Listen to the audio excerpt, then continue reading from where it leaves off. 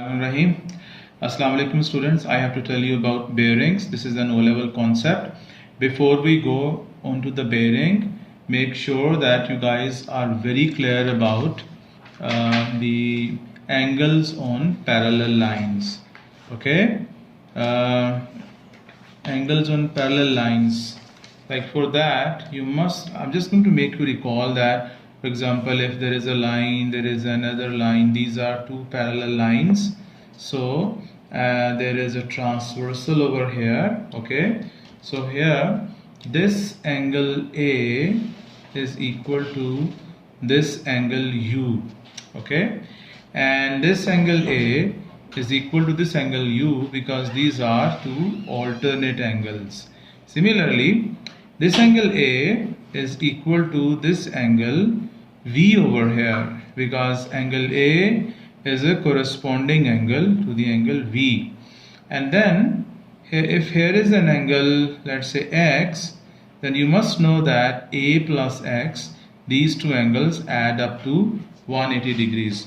So if you know these three things, the alternate angles, okay, the corresponding angles, and then the interior angles on parallel lines, then you can easily learn the concept of bearing. Okay, now let me take you to the bearings. You must know that what do we mean by bearings. Bearings, this is basically an information given to the people who are traveling in air or who are traveling in water, or maybe they are in a jungle or in a desert where there are no landmarks and they have to find the position using the compass, which is always directed towards the north.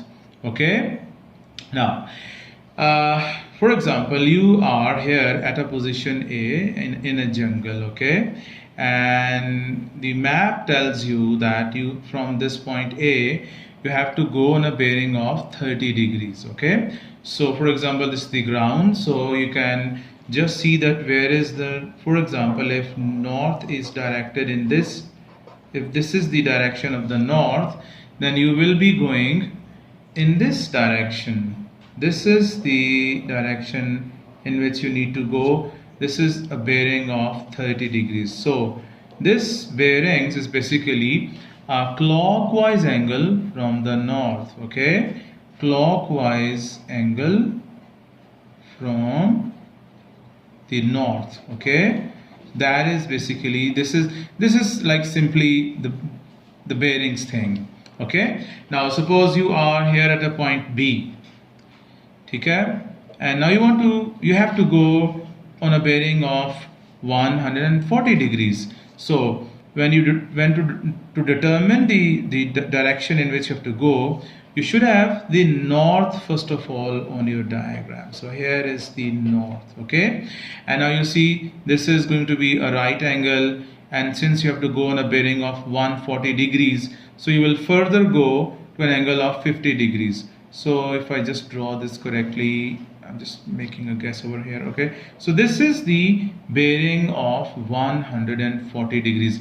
If you go in this direction from this point B, that means you're going in a on a bearing of 140 degrees. Okay, one more example. For example, you are here at a point C, and now you have to go on a bearing of 300 degrees, suppose. Okay, so what is the first thing required on this point C? That is the direction of north. So you will be showing the north over here. Okay, so now here is the north, and now you see that since you have to go clockwise from the north, so this is the 90 degrees bearing, this is the 180 degrees, this is 270, and you have to further go to 30 degrees up. So this angle is going to be, this clockwise angle is 300 degrees. So if you go in this direction from this point, so that means you are going on a bearing of 300 degrees. Okay, then we have some typical bearings, guys. What are those typical bearings? You must know that, for example, if this is a point O over here, okay, so here is the north, then this direction would be called as the east, and this is the south, and this one is the west. Okay. Okay, so I was telling you the typical bearings. Okay, so this is the north, east, south, and this is west. Now this north, since you determine your angle from the north, so right now if someone is going in this direction from a point out exactly towards the north, then we can say that this is going on a bearing of 0, 0, 0 degrees. Bearing is always written in 3 digits. Okay, so it is called due north as well.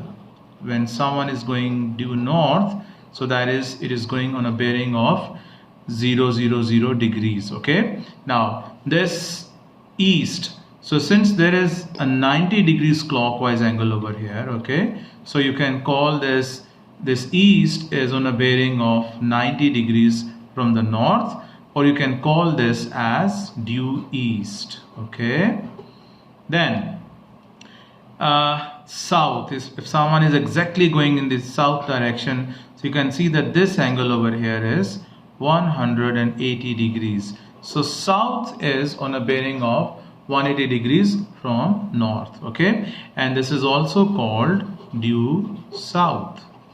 Okay, and when we talk about the west direction, so this is from here, you go all the way up to this, so this is, you see 90 plus 90 plus 90, so this is going to be 270 degrees.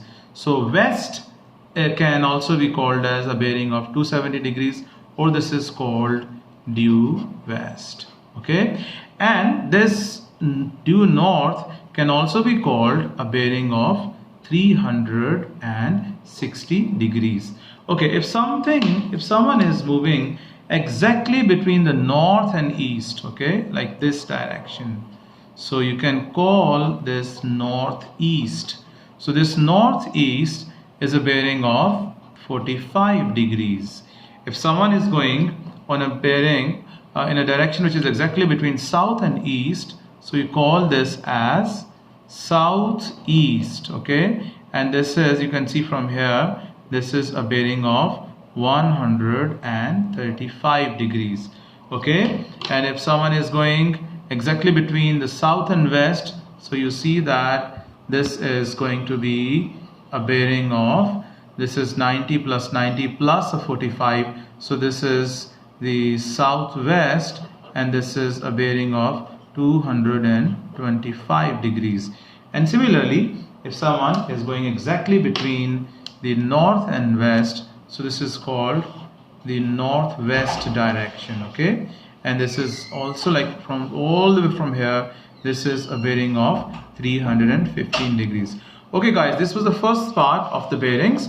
In the next part, I'll be taking questions from the past papers to explain how to find the bearings from a given point. Thank you very much.